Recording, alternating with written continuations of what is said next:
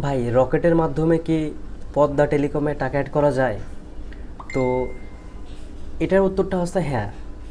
আপনার যদি rocket account থাকে, রকেট অ্যাপস থাকে, তো ওইটার মাধ্যমে আপনি ব্যালেন্স অ্যাড করতে পারবেন।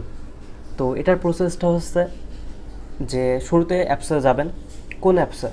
পদ্মা টেলিকম অ্যাপসের ভিতরে যাবেন। সেখান থেকে আপনি রকেট নাম্বারটা খুঁজে বের করবেন। সেইটা আপনার 3 নাম্বার অপশনে থাকে।